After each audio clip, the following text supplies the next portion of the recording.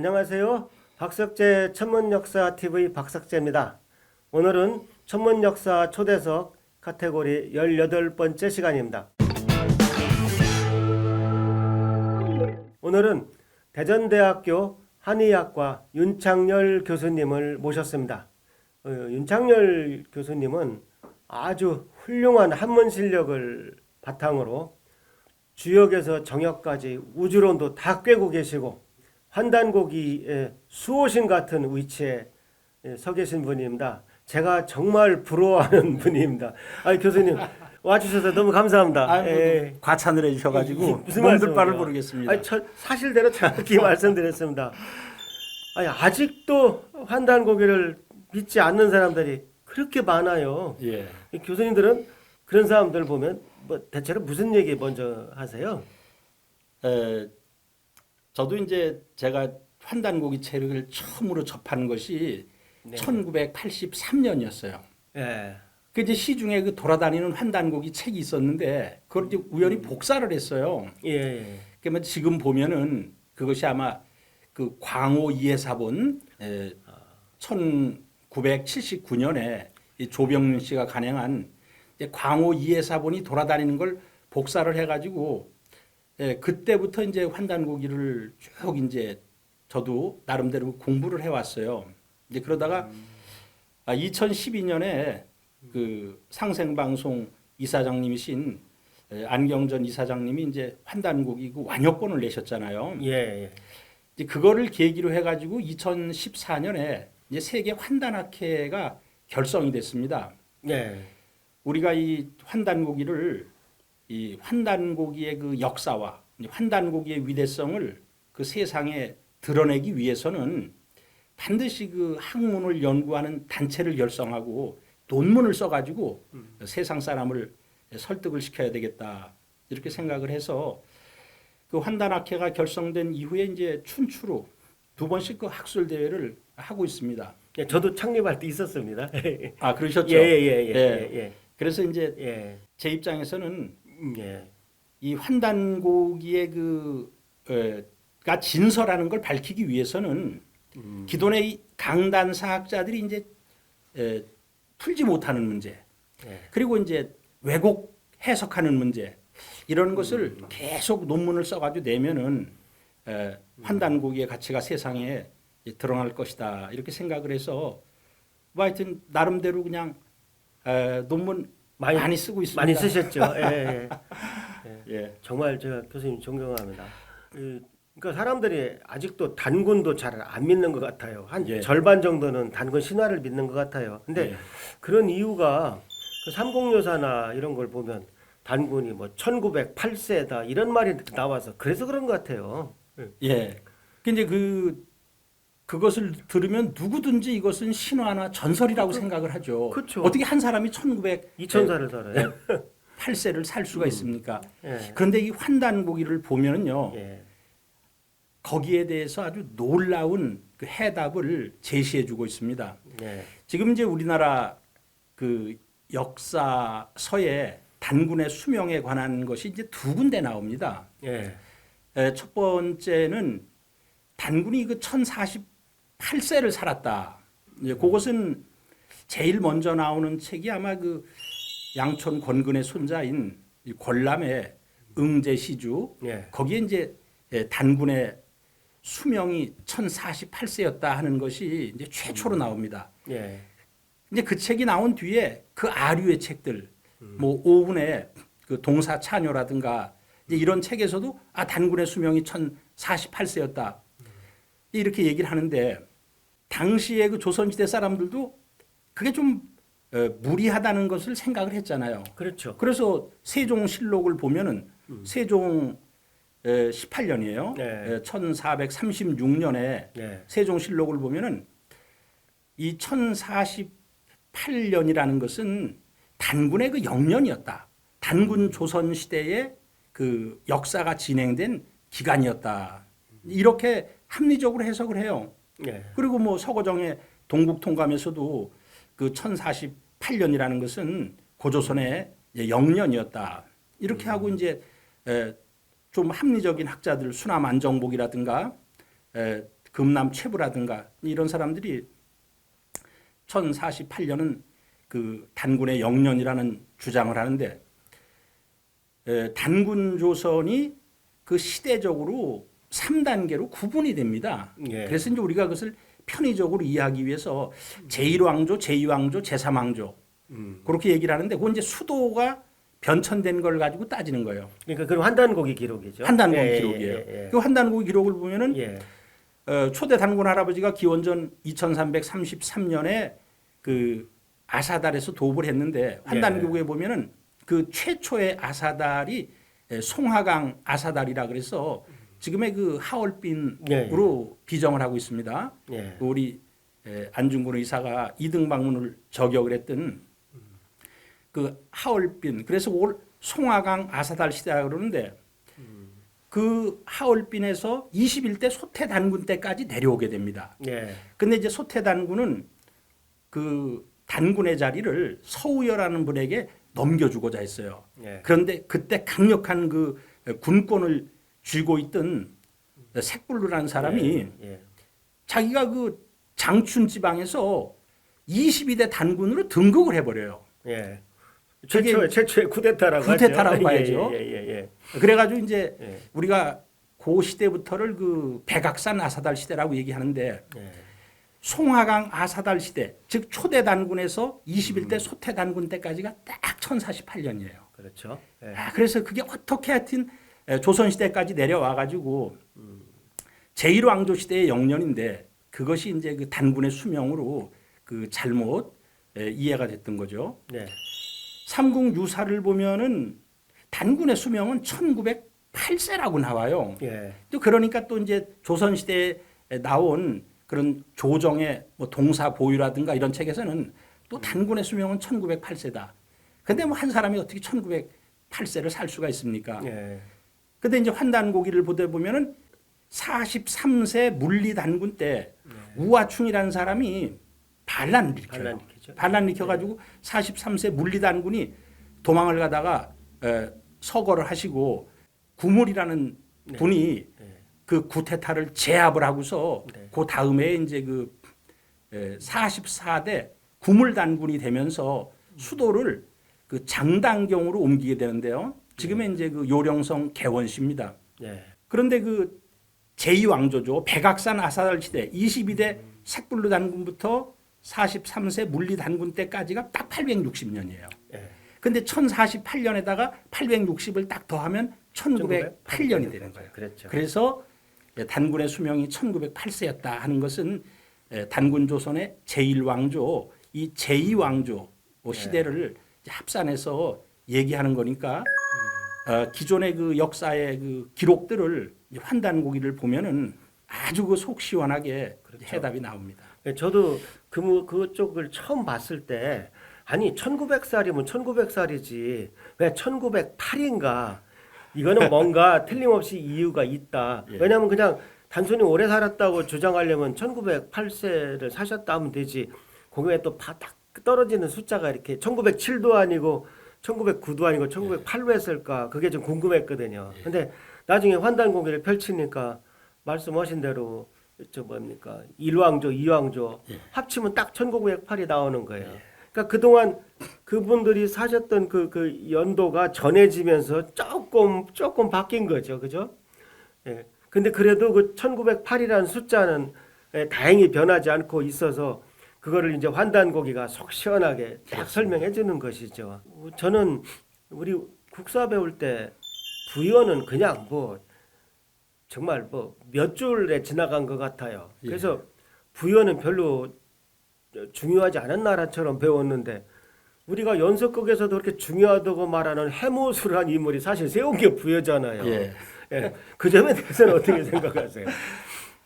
저도 이 부여라는 것을 보면은 그 너무너무 답답해가지고 그 참 가슴이 터질 지경인데 왜 부여가 중요하냐면은 이 단군 조선에서 이제 고구려로 그 연결을 시켜주는 다리와 같은 존재가 이제 북부여거든요. 그렇죠. 다행히 그 환단고기에는 범세동이라는 분이 북부여기 상하를 썼어요. 북부여기를 2권을 썼습니다. 그래가지고 이 참 북부여에 대한 역사가 자세히 나와 있어가지고 정말 그 천고의 신비로 빠질 뻔했던 그 부여의 역사가 아주 진면목이 드러나 있습니다. 우리가 이제 부여를 보면은 제대로 이해를 하려면 8개의 부여가 있어요. 예. 8개의 부여가. 그래서 이제 최초의 부여라면 우리 초대 단군 할아버지가 이제 아드님이 4분이 있었어요. 이제 맏아들이 그 부르테자죠. 그리고 둘째가 이제 부소인데 이 부싯돌을 발명한 분이에요. 그 부소가 부싯돌을 발명해 가지고 그 이제 우리가 부싯돌이라는 말이 나왔죠.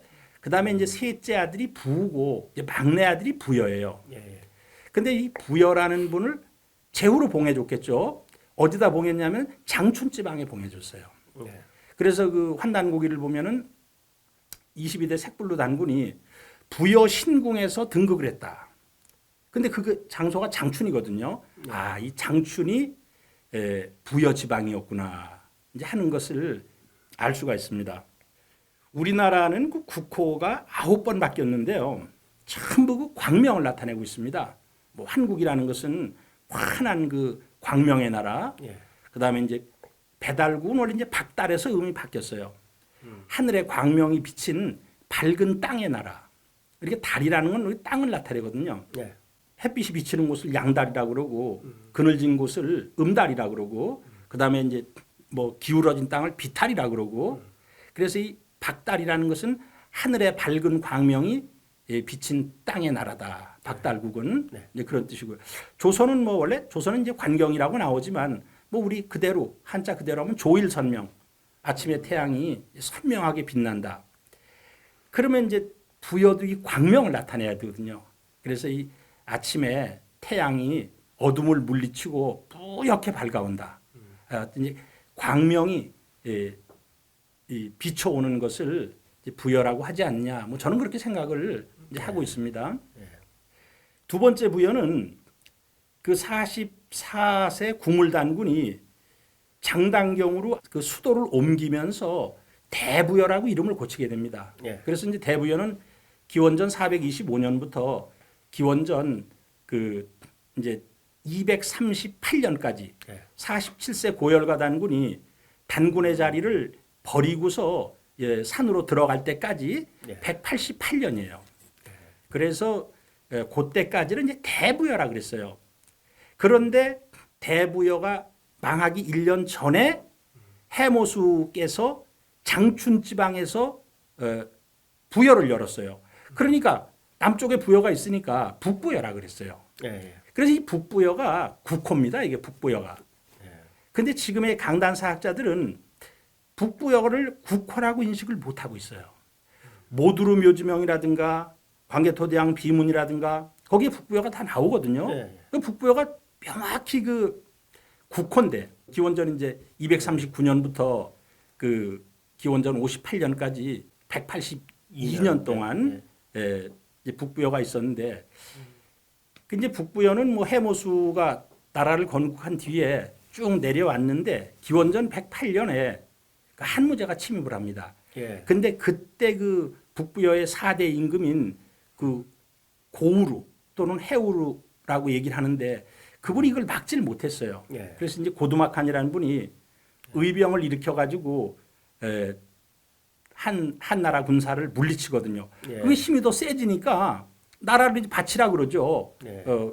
그러니까 해우루를 그 제후로 이제 강등을 시켜가지고 이제 동부여로 보내는데 그때 이제 그 해우라는 사람은 병을 얻어가지고 죽고 그 동생인 이제 해부루가 이제 그 지금의 그 흑룡강성 그 하얼빈 이제 동북 쪽인데 거기에 그 통화현이 지금도 있어요. 네. 그 통화현에 가서 부여라는 이름을 계승하는데 그것을 우리가 이제 동부여다, 이제 가서본 부여다 이렇게 이제 얘기를 합니다. 그래서 벌써 부여가 몇 개가 나왔어요. 최초의 그 원시 그 단군의 아들 부여, 그다음에 대부여, 북부여, 동부여. 그런데 이 고두막한이라는 분이 이 북부여를 접수하는 것이 기원전 86년이거든요. 그러니까 108년부터 86년까지 근 한 22년 동안 또 부여라는 국호를 썼어요. 그것을 동명부여라고 합니다. 예. 자기의 호가 동명이었어요. 예. 지금 사람들은 뭐 동명왕 하면 전부 그 주몽인 줄 알죠. 주몽으로 알고 있는데 예, 예. 그 고두막한을 얘기하는 거죠. 예, 예. 예, 그리고 이제 그 수도를 어디에 정했느냐 하면은 이제 졸본에 정했어요. 그래서 그 동명부여를 졸본부여라고도 이렇게 얘기를 하고 있습니다. 예, 그래서 그러면서 또 그 해우루의 그 북부여를 계승해서도 후기 북부여라는 명칭을 또 사용했어요. 예, 예. 사용했습니다. 그러다가 이제 드디어 그 AD 22년이 돼가지고 고구려의 그 대무신 열제가 동부여를 쳐들어가서 동부여의 임금 대소를 죽입니다. 2월달에 예. 2월달에 죽이니까 이제 그 동부여는 나라로서의 역할을 못해요. 그래서 이제 4월달에 그 대소의 동생이 동쪽으로 무리를 이끌고 가서 또 해두왕이라는 사람이 사냥을 나오는 것을 보고서 그를 죽이고서 갈사수빈에 가서 나라를 세우는데 뭐 거기서 갈사수의 물가라면은 오소리강밖에 없거든요. 네. 그래서 막 오소리강 유역에 그 갈사국을 세우는데 그걸 우리가 갈사부여라 그래요. 예. 이제 AD 22년부터 AD 68년까지 거기에 47년 동안 지속이 됩니다. 예. AD 22년 7월달에 결국 대소의 그 사촌 동생이 이제 고구려에 항복을 해요. 예. 항복을 해서 고구려에서는 그 사람을 그 요령성의 개원 장당경 근처에다 봉해줍니다. 그것을 우리가 이제 연나부부여라 그래요. 그 지역이 연나부였기 때문에. 그런데 아주 이게 중요합니다. 이 연나부부여는 이제 그 뒤에 서쪽으로 가요. 백랑곡 쪽으로 이주를 해가는데 중국의 그 한서라든가 삼국지라든가 여기에 그 부여전이 나오는데요. 요건 전부 연나부부여. 예.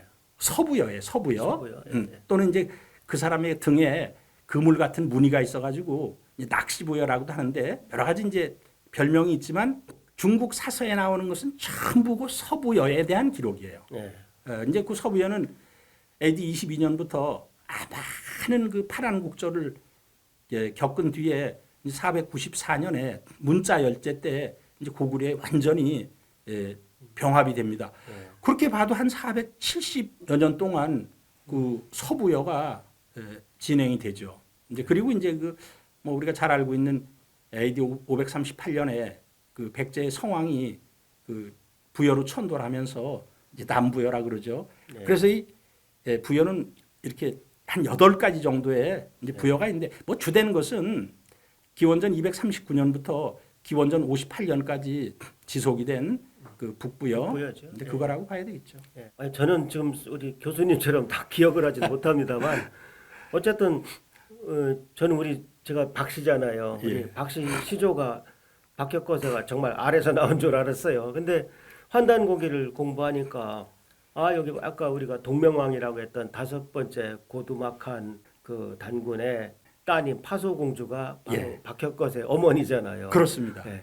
그러니까 참 너무 충격이 크고 예. 또 그러면 그 당시 신라의 위치가 북조선에 가깝지 않았을까? 왜냐하면 그 임신하신 그 파소공주가 경주까지 그때 한 번에 이동했다고 믿어야 되나요? 그 저기 STV 상생 방송에서 예. 예. 밀양 박씨에 대한 그 프로그램을 만든 적이 있어요. 그건 저 못 봤네요. 그래서 예, 예. 제가 거기에서 그 자문을 해준 적이 있습니다. 예. 경주에 있는 사람들은 예. 바로 그 진한 사람들이 이주해 온 거예요. 그렇죠. 예. 진한 사람이 그럼 진한이라면 어디냐면 장춘지방이에요. 예. 예. 바로 그 고두막한이 계셨던 그곳에서 이주해 온 사람들이기 때문에 우리가 이제 경주에 육촌 있었잖아요. 예. 전부 다가 그 진한에서 이주해 온 사람들이에요. 마지막 아사달이죠. 마지막 아사달. 그래서 예. 예. 자기 이름도 진한이라 그랬던 거예요. 예. 예. 그렇기 때문에 파소 공주가 연고가 있었던 그 경주로 이주를 했던 거죠. 그렇게 된 거군요. 네.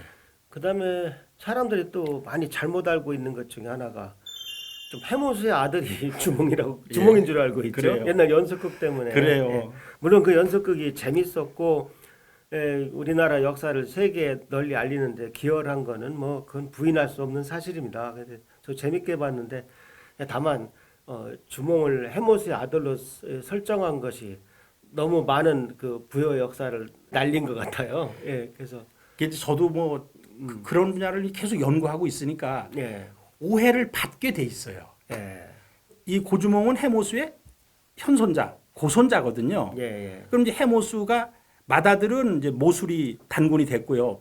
둘째 아들이 고진이라는 분인데 이 고진이라는 분이 그 위만과의 전쟁을 통해 가지고 큰 공을 세워요.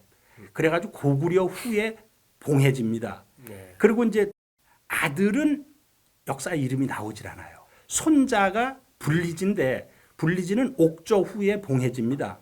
그런데 불리지의 이름이 뭐냐 하면은 고모수예요. 고모수. 그러니까 해모수, 고모수가 혼돈되는 거죠. 혼동이 돼가지고 예. 아니 이게 뭐 근데 주몽의 아버지는 고모수인데 어머니는 유화부인이고 근데 모수가 이름이 같거든요 이게. 그래가지고 해모수로 왜곡이 돼가지고 아니 이거 고손자가 그냥 아들로 이 둔갑을 하게 됐던 거예요.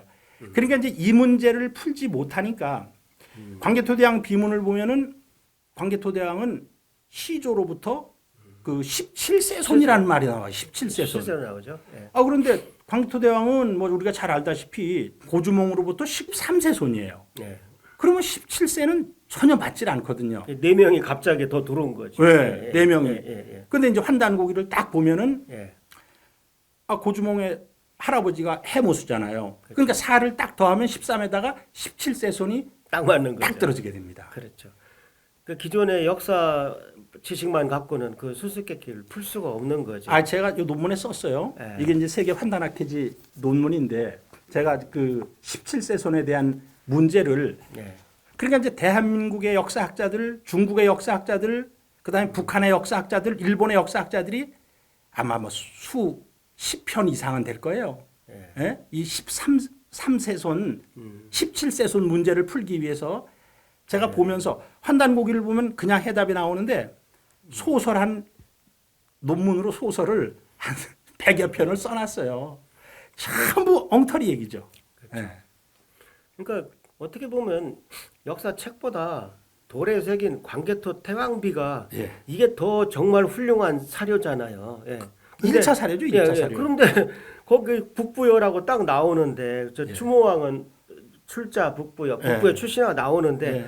학교에서는 북부여를 배운 적이 없어요. 없어요. 그러니까 이게 역사 교육이라는 게 얼마나 엉망인지 알 수 있잖아요. 예. 근데 흔히 우리가 이제 광개토 태왕은 그냥 이렇게 대륙만 이렇게 우리가 정벌한 줄 아는데 뭐 일본도 아주 속 시원하게 그 정벌한 역사도 거기 예. 있지 않습니까? 그죠? 아 저도 이제 저는 이제 환단고기를 2012년에 그 안경전 이사장님의 책이 나오기 전까지는 네. 이유립 선생이 쓴 그 대배달 민족사라는 예. 아주 두꺼운 5권의 책이 있습니다. 예. 이제 그게 전부 한문으로 썼어요. 예, 교수님이나 보실 수 그래서 있는 이제 일반 책이죠. 사람은 예, 못 봐요. 예. 책이 나와도 그걸 못 보는데 저는 이제 뭐 한문을 전공을 했기 때문에 그래. 제가 그 책을 구입을 해가지고 이제 많이 봤는데 거기에 그 이유립 선생이 성능비 역주라는 것을 씁니다. 근데 이제 그 이유립 선생은 어떻게 그 성능비 역주를 쓰게 되느냐 하면은 1898년에 운초 계연수 선생이 집안에 가서 그 광개토대왕 비문 탁본을 뜹니다. 그리고 14년 뒤인 1912년에 가서 또 탁본을 뜹니다. 예. 그래서 이제 그 처음에 탁본을 떴을 때 알 수 없는 글자가 117자였어요. 광개토대왕 비문의 전체 그 글자가 1802자인데 그 당시에 알 수 없는 글자가 117자였어요. 예. 그런데 1912년에 다시 가서 탁본을 떴더니 117자에다가 플러스해서 138자를 또 다 쥐어버린 거예요. 그 사이에 14년 사이에. 그렇죠. 그러니까 계연수 선생님이 그 전에 가서 탁본 터놓은 것이 정말 하늘이 도운 일. 그렇죠. 예. 바로 이효립 선생은 그걸 가지고 그래서 이제 운초 선생은 성능비 징실고라는 이제 글을 쓰게 됩니다. 예. 그래서 이제 이것을 이효립 선생이 그 1930년에 삼육사라는 그 잡지사를 만들어서 그걸 게재를 해요. 네. 성능비 징실고를. 예. 그거 뭐 일제에 탄압을 받아가지고 뭐 잡혀가고 해산하고 잡지사는 폐간되고 뭐 그런 이제 우여곡절이 있었거든요. 예.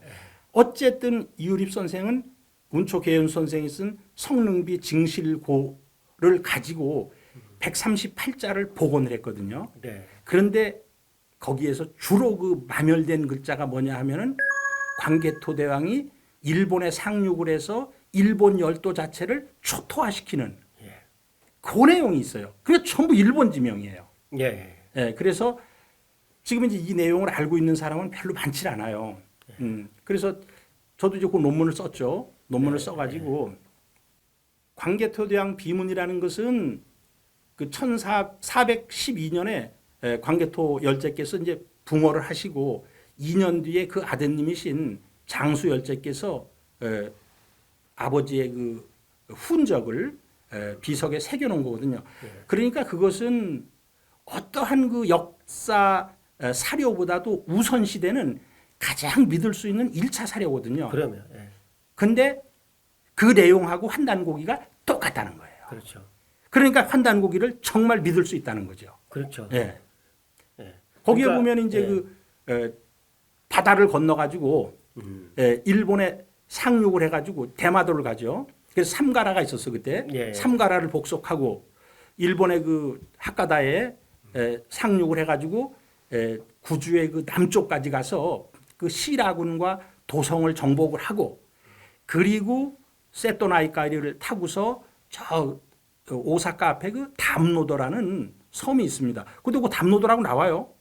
지워져 있죠 지금은. 예. 그 담노도에 상륙을 해서 좌군은 그 효고현으로 해가지고 그 이제 옛날 이름은 단마, 다만단자에다 말마자, 단마로 가서 초토화시키고 우군은 난파, 그 나니와에 상륙을 해가지고 무장이 지금 일본의 그 동경 근처예요. 우군은 거기까지 가서 그 일본 열도를 초토화시켰다는 내용이 전부 그 징실된 광개토대왕 비문에 나오고 있습니다. 그러니까 나중에 추가로 없어진 부분이 바로 일본군 육군 장교가 가서 참모본부, 예, 그 지웠다는 거 아닙니까? 그죠? 일본군 참모본부에서 아마 그때 그것을 마멸시키지 않았을까 이렇게 그게 사실 자연적으로는 마멸이 될 수 없는 게 화강암이거든요. 예. 그러니까 그건 인위적으로 지우지 않으면은 결코 지워질 수 없다고 생각이 듭니다. 또 그런 부분만 또 그 부분만 지웠고 그 부분만 또, 지었어요. 예. 예, 그래서 그 광개토 태양비만 충실하게 해석을 해도 지금 우리나라의 본토에 임나 일본부나 이런 건 도저히 있을 수가 없다는 걸 다 알 수가 있죠. 왜냐하면 그렇죠. 가서 아마 전쟁이 상대가 안 됐을 거예요. 이 대륙을 정벌한 김하군이 가서 그냥 휩쓰는데 사람이 그렇죠. 됐겠습니까? 근데 오히려 일본의 신공항우가 이쪽으로 건너와서 고구려 백제 신라 왕한테 항복을 받아내고 왔던 그 소설과 같은 예.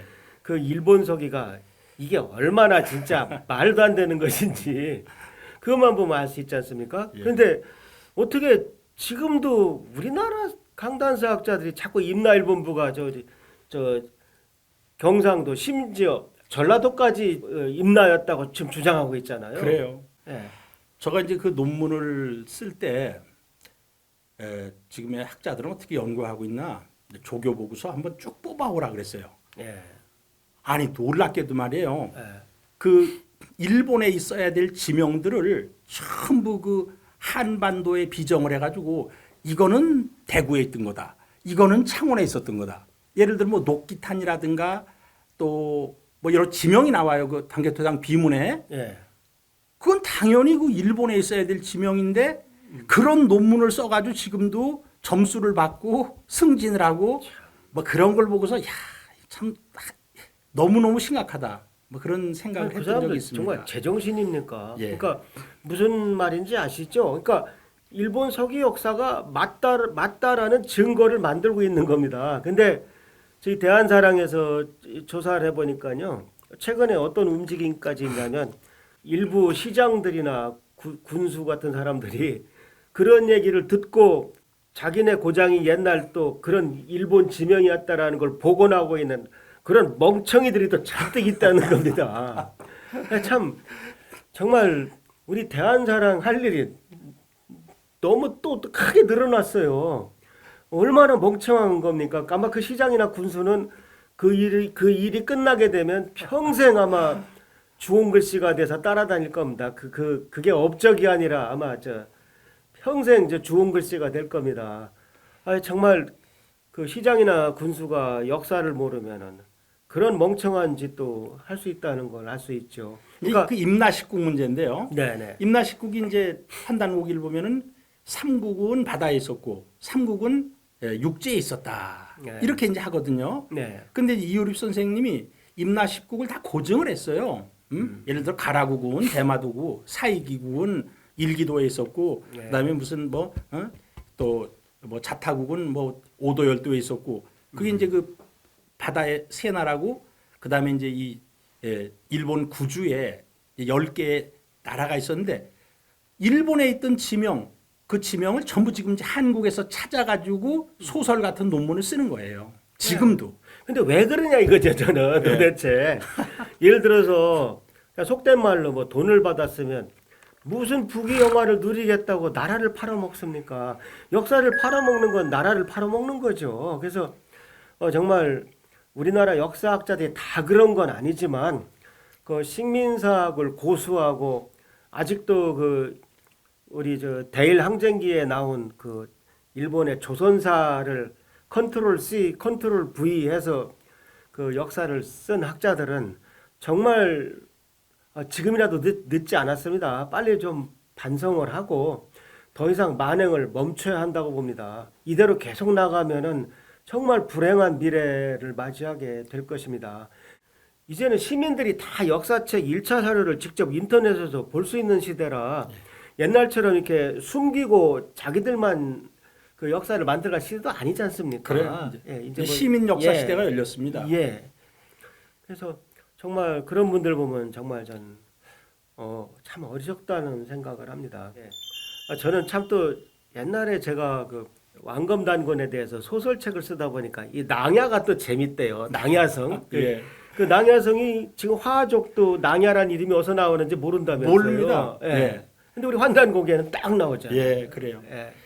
저는 뭐 낭야를 갔다 왔어요. 예. 그 산동성 교남시에 그 남쪽에 이제 그 낭야대가 있습니다. 예. 낭야대가 있는데 예. 우리 단군 조선시대 때 그 이제 거기가 단군은 뭐 잘 아시다시피 그 삼한 관경제를 썼잖아요. 예. 그래서 이제 만주에는 진한이 있었고, 네. 그다음에 이제 한반도에는 마한이 있었고, 예. 그다음에 이제 그 산동성과 그 하북성 이쪽에는 이제 번안이 있었거든요. 예. 그래서 번안이 있었는데 그게 이제 산동성 지방은 원래 그 중국 땅이 아니라 원래 그 고조선 땅입니다. 그렇죠.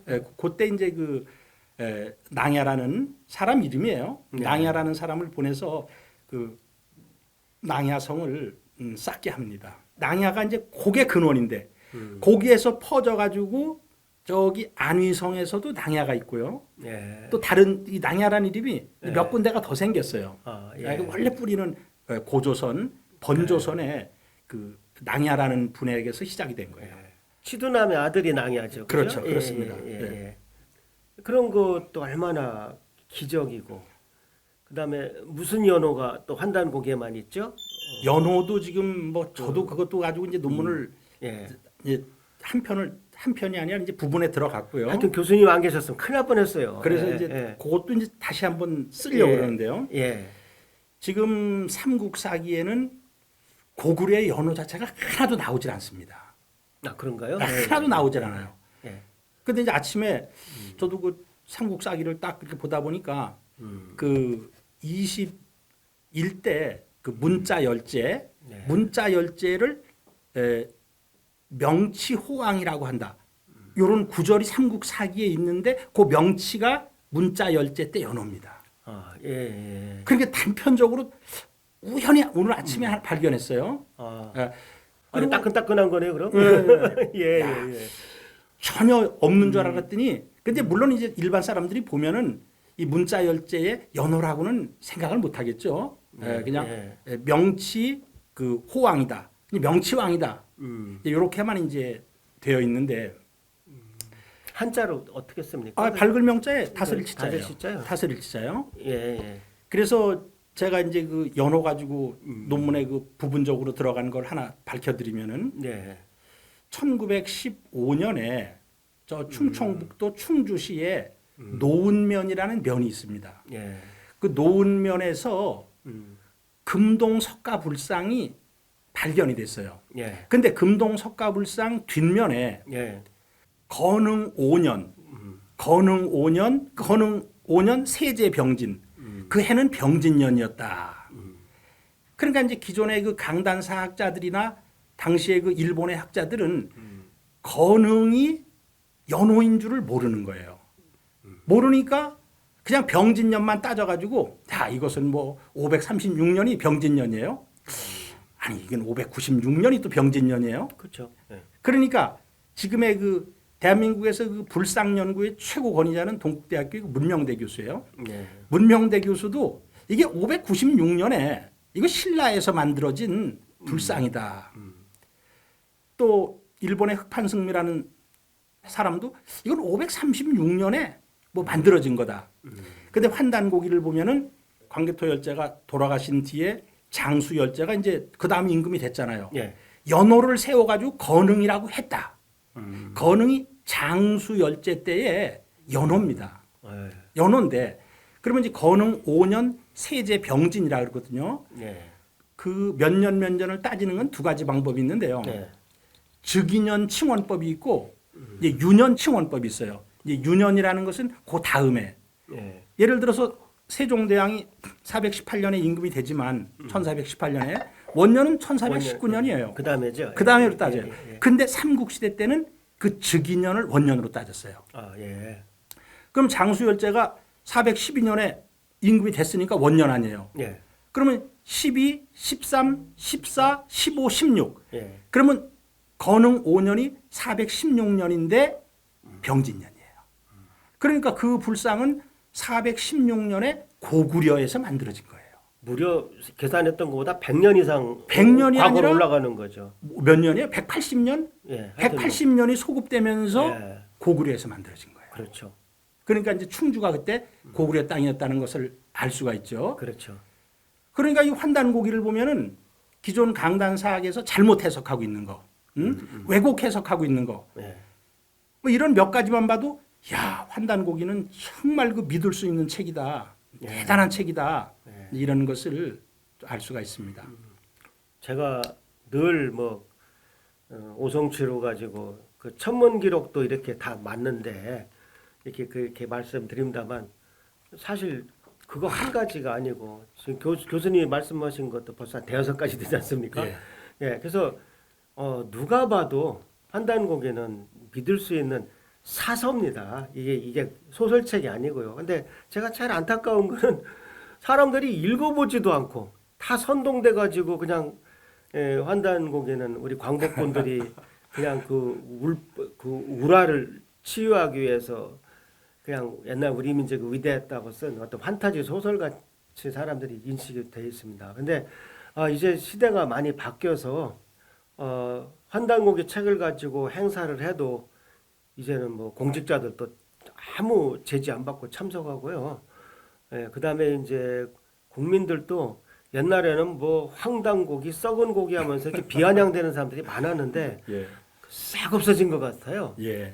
예, 근데 그 중에 이제 그 뭐 이사장님의 공덕이 큽니다. 무슨 말씀입니까? 이렇게 뭐 대한사람 절대적이죠. 공덕이죠, 이게. 예, 근데 아니 제가 봐서는 또 저 우리 안경장 이사장님 덕이 제일 크죠. 왜냐하면 그렇죠. 여기에 예. 제일 통쾌한 부분이 뭐냐면 예를 들면 문화라는 근대 용어가 이 환단곡에 들어가 있기 때문에 환단곡은 최근에 쓴 거다. 이런 식으로 굉장히 많이 우롱을 했는데 여기 보면 왜 각 단어별로 조목조목 요 단어는 어느 책을 보면 나온다. 그러니까 괄호 열고 공부 좀 해라 이놈아 이런 식으로 다 그 돼 있잖아요. 그래요. 그러니까 사실상 제가 이 시간을 통해서 많은 훌륭한 분들 모시고 얘기했지만 환단고기가 진서냐 의서냐 이 문제는 이미 끝났습니다. 이미 진서로 다 이제 확정이 됐다고 해도 과언이 아닙니다.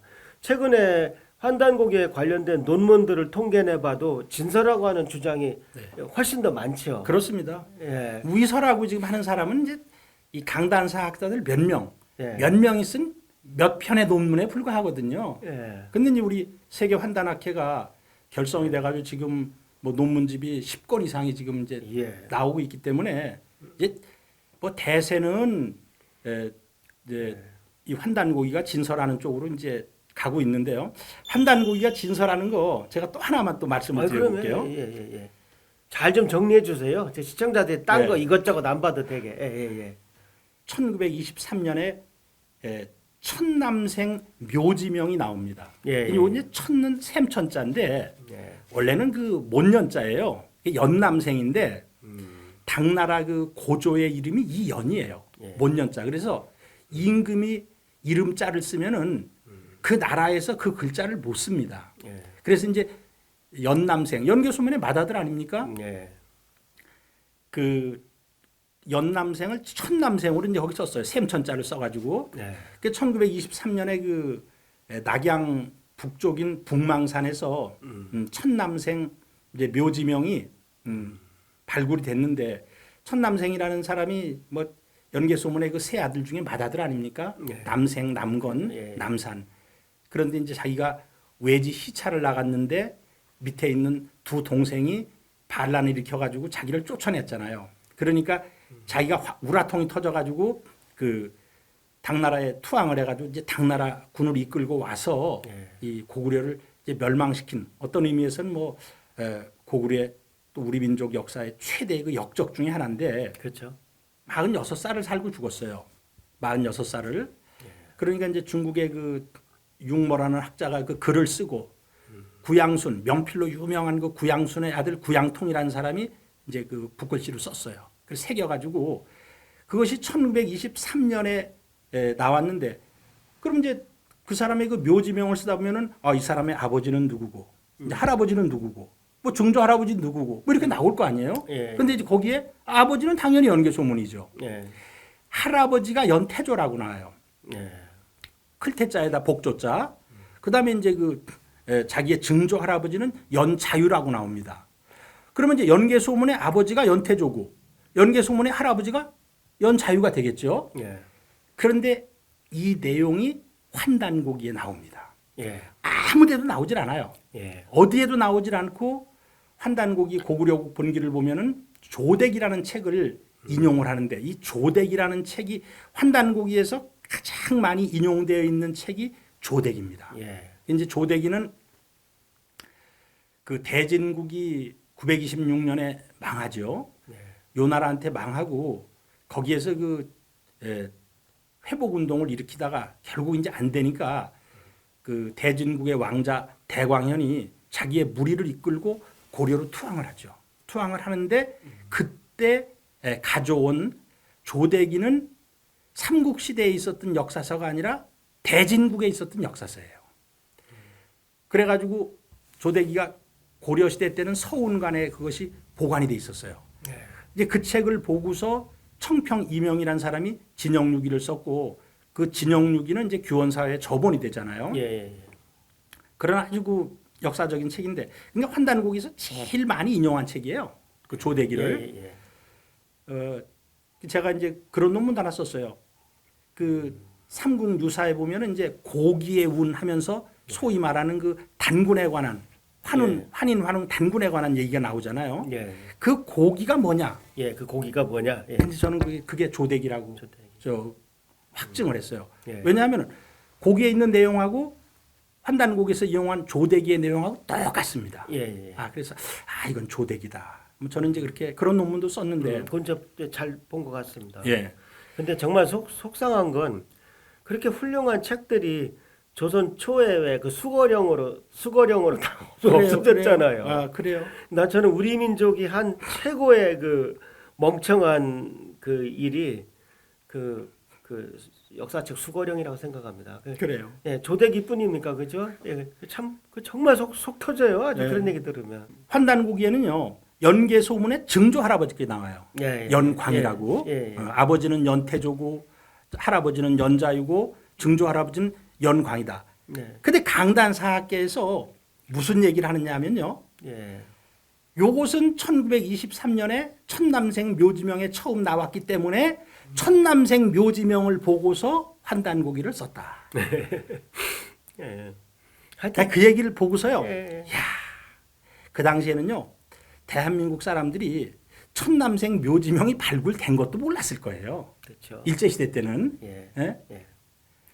하여튼 그렇게 안 되는 쪽으로만 이렇게 해석을 하나 모르겠어요. 저는 또 옛날 역사책을 배울 때 단군 조선 시대는 뭐 8조 근법이 있었는데 예. 세 개만 전해지고 나머지는 다 뭔지 모른다. 예. 그렇게 배웠거든요. 근데 무슨 얘기예요? 저 아까 말씀하신 색불로 단군 부분에 단군세기 부분을 보면 예. 8조 근법 8가지가 그냥 아주 일목요연하게 나오거든요. 아니 놀라운 것은요. 예. 색불로 단군 4년 그 8조 근법을 만들어서 반포한 연도까지 나옵니다. 예. 이 환단고기는 정말 우리 민족의 정말 우리 보물입니다. 근데 예. 이렇게 이 역사책이 있는데 다른 나라는 없는 역사도 만들고 있는데 그렇죠. 우리는 이렇게 있는 역사책을 우리가 안 믿고 있다는 얘기입니다. 그러니까 우리 윤 교수님처럼 거의 평생을 이렇게 공부하신 분들이 얼마나 기가 막히시겠습니까? 저같이 비교적 나중에 뛰어든 사람도 정말 기가 막히던데. 그래서 참 제가 대한사랑 지금 이사장을 맡고 있지만 제 책임이 너무 크다. 조금이라도 제가 나태해지면 얼른 저 다른 분한테 미뤄야 되겠다. 항상 그런 생각을 하고 있습니다. 지금까지도 너무 잘해 오셨고 뭐 이 무슨 유튜브도 말씀이요? 하시고 무슨 하셔가지고 말씀이죠? 네. 아주 뭐 환단고기 전도사가 되셨잖아요. 아유, 근데 다 이게 정말 수호신인 윤창열 교수님 같은 분이 계시니까 그리고 저희가 6월 말에 이 환단곡에 기반으로 진짜 역사 학술대회를 6월 말에 엽니다. 저희가 우리 회원들 회비를 다 탁탁 털어서 상금만 7천만 원을 걸고 한번 나라를 바꿔보려고 큰 대회를 열거든요. 이게 다 윤창열 교수님 믿고 지금 버리는 겁니다. 예, 윤창열 교수님이 안 계셨으면 지금 이게 아무래도 제일 또 그 내공이 깊으신 분이 계셔야 뭘 할 수 있는 거거든요. 근데 이건 과찬의 예, 말씀이시고 지금 정말 우리 윤 교수님하고 또 우리 그 외에 또 안병우 교수님, 뭐 남창희 교수님 이런 분들이 다행히 우리 대한사관 쪽에 계시고 특히 또 이덕일 교수님처럼 또 뭐 구독자 3만 이상을 가진 그러한 분들도 이 환단고기 역사가 옳다고 다 검증해 주셨습니다. 그래서 이번에 그 모든 분들을 모셔서 저는 행정 일만 해서 아주 정말 6월 한 일주 동안 저희가 학술제를 하려고 그럽니다.